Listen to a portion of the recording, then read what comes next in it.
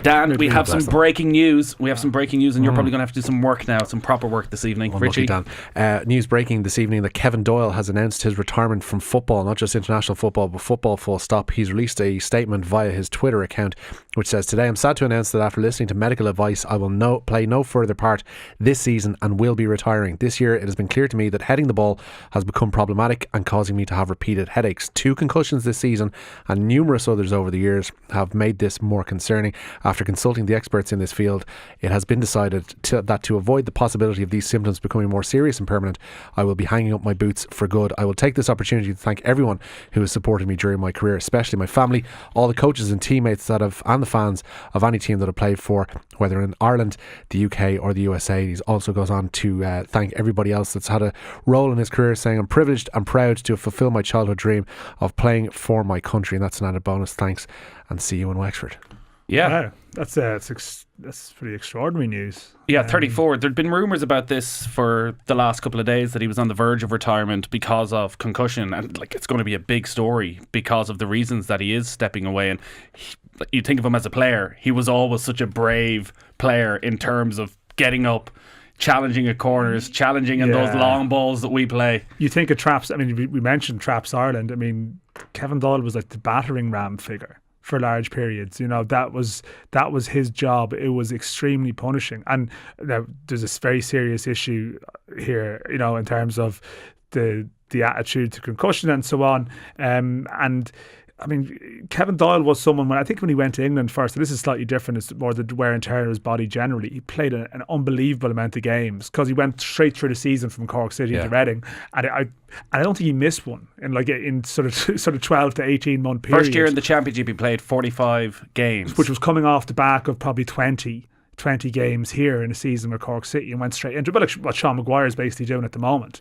And Doyle had an incredible run, and different types of injuries actually, I think, caught up with him a bit later in his career. He went from being an ever-present, even at Wolves, he was playing up front on his own at Wolves a lot of the time, running the channels the whole time. His goal record was never that good, but I think that was always a bit unfair because he was practically never in the box. He was the first line of defence for teams that were always up against it. Playing the stereotypical Ireland strikers role that we've seen over the past decade. The worrying part of that statement for me is the numerous concussions over the years. Headaches. Well, the headaches thing, obviously, but the fact that he points towards numerous concussions that have already happened in his career, which isn't, like, if you talk about rugby, we see injury updates. They come in every week from the 4 different provinces and indeed from the different clubs in the Pro 14 that break down the injuries that players have had throughout the week, and you'll see, such and such has had a concussion and is going through the HIA and the return to play protocols, etc., etc. How many times does it get reported that a footballer has suffered a concussion? I think that's the key. I don't think football is obviously susceptible to concussion, not as much as rugby would be for very obvious reasons, but the reluctance to report it in football is it's striking. It happens in our league here. Like literally, they will break down the muscle tear and the muscle injury or something that's gone. The meniscus in your knee has gone doolally, but they will never. Very rarely will you hear such and such is sitting out the next couple of days training because he suffered a concussion, and it has to happen. It has to happen regularly enough, and we just don't hear it. No, and they don't have the same HIA protocols in place in soccer that they do in. But ultimately, in rugby. This is like a wake up call, or should be at least, or there should have been several up till this point that shows that they probably should. But you still have to miss a game if it's reported. That is often been the problem, and you have this dancing around the description of what you see someone walking off in a game looking dizzy becomes the term that's used, or whatever phrase is put upon it, and it's very hard to contest that. It's very hard to sit on a couch, to be fair, and offer the opinion, but you sort of have a fairly. I think we all know what someone being knocked a bit silly looks like at this stage. Yeah, you do. And I think what you have with Kevin Doyle as well is someone now who's very articulate, someone who's a very intelligent fella, someone who's obviously. I wouldn't say he's always been someone who's rolled in with the crowd necessarily, and I think even the manner of that statement and the fact in which he's sort of actively opened up that debate. It's very easy to say, to wait till the end of the season. Okay, the Colorado have had a very bad season, so their season is effectively over it is. But still, it's very easy to wait till the end of your contract. Nobody's and really just asking any retire questions. and say, listen, I've been on the go since such and such an age, and that's it. I think he's at the stage where Kevin Doyle retiring in itself wouldn't have stunned people. It's just he's just decided he doesn't need to. A lot of players are retiring earlier now because maybe they've made a few quid or whatever. So the fact he's willing to entertain that discussion, I think, is sort of shines a light on his willingness to open that debate. Yeah, we might give him a call and see can we get him on, if not this evening, over the next couple of days. Like, he had a really good career as well. He scored 13 goals in his first season in the Premier League. And when you think of Irish strikers, all right, and we're boiling it down to Premier League era, there's not many who scored more than 13. Like, Shane Long has never scored 13 Premier League goals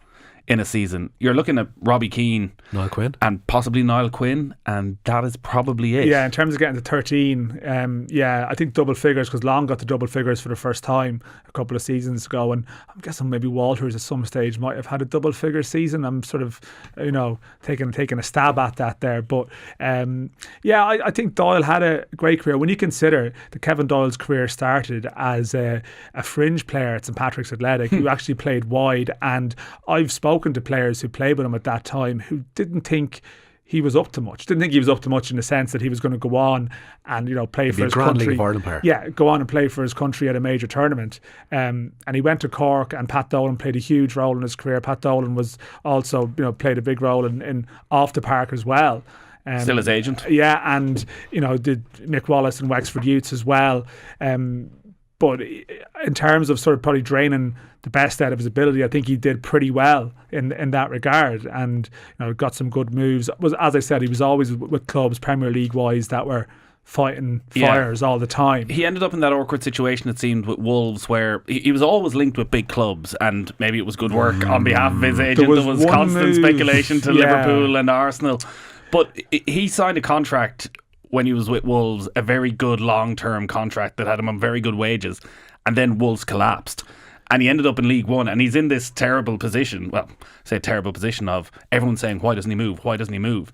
If you've got 3 years left on a contract of 30-40 grand a week, and you're having to half your wages, and you probably planned your life for the next 5 years, planned the rest of your life, and having this, and he had a choice to make. Maybe he should have gone, maybe he should have taken the risk and left Wolves for a lesser contract but a better quality of football. Yeah, and there is an element of pragmatism that kicks in, and people from afar don't necessarily tune into it because they think there's almost a championship manager existence. You're not playing, so you're unhappy and you go to another club, and it's more complex. He also hadn't been on big money from the age of 18, 19 as well.